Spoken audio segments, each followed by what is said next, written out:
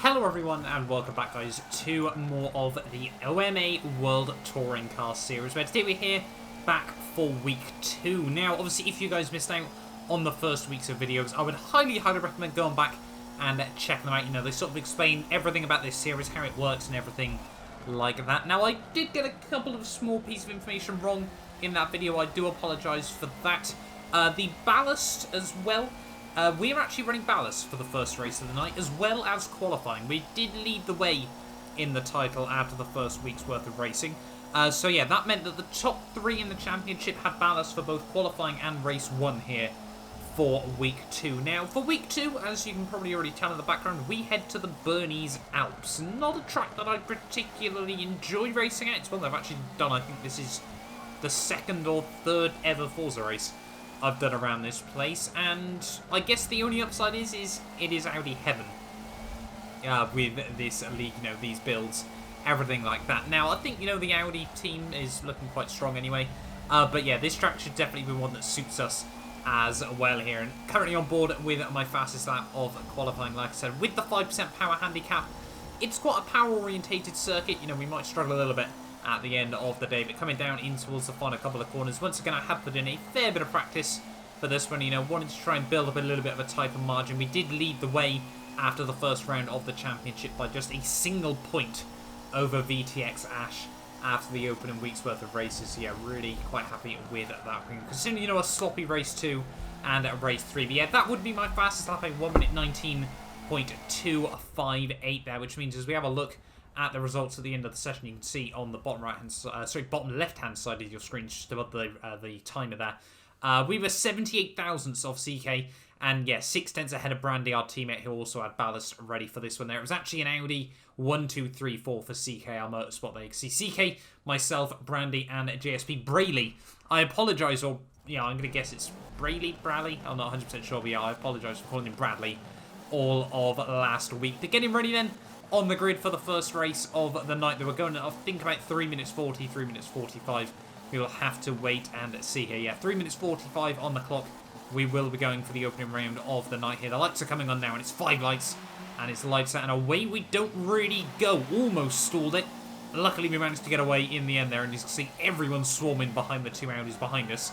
Meant that we were actually fairly safe as we came through the first couple of corners there. Yeah, still holding on to P2 off the start there. I mean, CK realistically is probably just going to be able to run away with this one without the power handicap and everything like that. But with the Audi's very, very strong pace around this circuit, we could definitely still hold on for a podium here. You know, it was going to be intriguing to see, you know, other guys, what lap times they were able to get out of the car, everything like that. But yeah, we just really wanted to try and, you know, build up some good points over the course of the evening here. Just wanted, you know, a fairly sort of not an exciting weekend. I can tell you guys now that it's still certainly 3 races of non-stop action once again here. But yeah, over the first few laps though, we would actually be able to keep up with CK here. You can see by the end of lap 4, he hadn't really been able to break away there as we set a 1:19.3, and you can see just how much time we made up in towards T1 there. You've got to take a few unorthodox lines around this circuit in the Audi to really try and make it work. You know, you've actually got to try and lunge yourself into the corners a little bit. It's very, very strange, but it seemed to be working for me, as you can see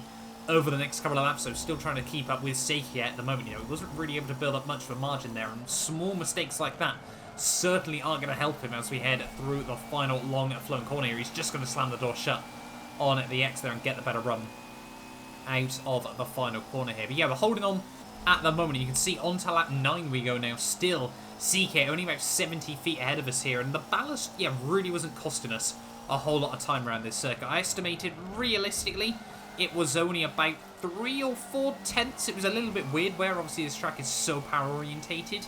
The lack of power sometimes was helping. I know through T2 and T3 it was actually making it a whole lot easier to keep the car completely flat out, and then obviously through a few corners around the back half of the lap, you know, you can really just ride the curves, everything like that, and just, it almost, yeah, really help modulate the throttle as we head at the final couple of corners though of lap 9 here. Still all over the back of CK, almost pushing him as we head down in towards the final few corners of the lap. I'm just trying to stick as close as possible at the moment here. You know, we're not going to really try and go for any, you know, risky lunges or anything like that. You know, we are teammates in this championship. You can see just skims the wall at the final corner here, and this was allowing me to stick really, really close to him with just 4 laps to go of the opening race of the night. He had finally sort of learnt the lunge line in towards T1 here. Like I said, a very, very sort of odd line, but I mean, it drags the front wheels in, and that's the most important thing here. And then you've just got to try and get on the power on the exit as well here. And yeah, CK still at the moment just about holding on in front of us, but we were still, you know,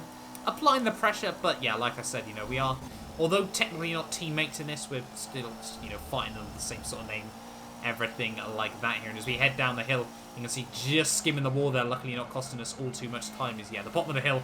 Really satisfying when you get it right, but really difficult to do so here. Is now up the other side. Yeah, not quite able to open up a move up the inside there. You can see CK just a little bit more on the brakes, practically pushing him through these couple of corners here. And now onto lap 12 of the race we go here. We were still trying to apply the pressure to CK in front of us there, but just a couple of, you know, very small mistakes had allowed him to open up the gap ever so slightly once again here as we head back up the hill in towards, well, not quite the final sector of the lap. It's a little bit weird. The first half of the lap, you seem to cover pretty much all of it. It's, yeah, a weird little circuit, I'll be honest with you, at the end of the day here as we head back up the hill once again. We've got Maverick just in front of us here, who's actually a lapped car at this stage of the day here, and he's just going to run wide and clip the wall there.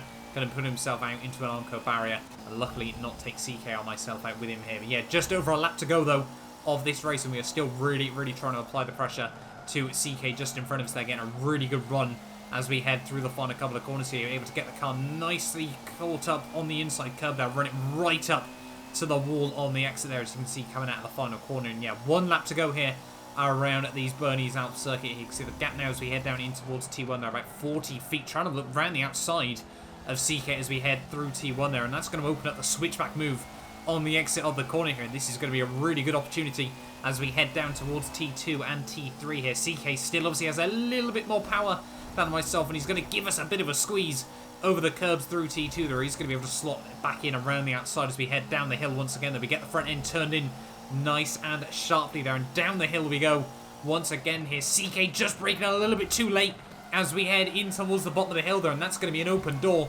for myself now up into the lead of the race with just one lap to go here. CK is going to try and keep it up the inside there, but just much better momentum around the outside as we head down in towards the final few corners though of this race here. You can see now we just got to try and keep it nice and tidy. CK giving a bit of a punt as we head through the final few corners of the race here, really just trying to push me along at the moment. Wants to try and muscle me out potentially and open up an opportunity for himself, because I'm sure he is not very happy with the mistake he made there, and thinks about going for a lunge in towards the final few corners of the race though. But through the final corner we go, and down towards the start finish line here. Obviously make sure we give ourselves the shortest run to the line there. Really not using up all of the track width there, but over the start finish line it is going to be P1 at the end of the day there, despite the ballast in the opening race of the night. Quick comparison between the fastest laps. We did actually set the fastest lap of the race as well there, 1 minute 19.162 there. CK on a 194, so yeah, very little to call between the pair of us there at the end of the day in both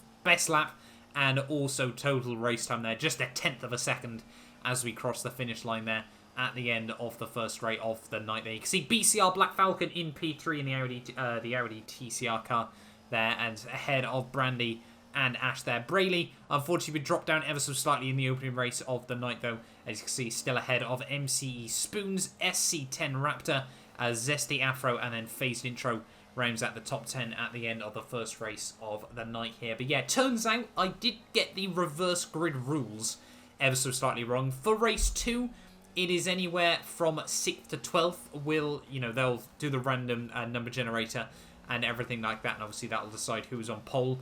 And then for race 3, it is 8th down to 16th.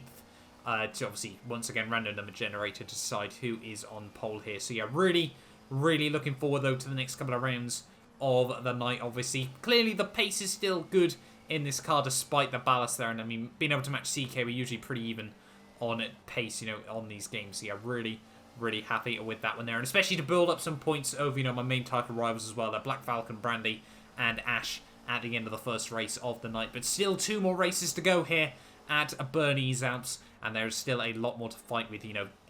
Still another 26 rounds of this championship. Still, yeah, a long way to go as we finish the first race of the night there. But yeah, thank you all so much for watching this video as well. Don't forget to get yourself subscribed if you're new around here as well, and you do go on to enjoy this video. Thank you as well for 250 subs on the channel. I know it's only small numbers, at the moment. But yeah, greatly appreciated at the end of the day there. But yeah, thank you all so much for watching, and I will hopefully see you guys here again tomorrow for the second race of the evening.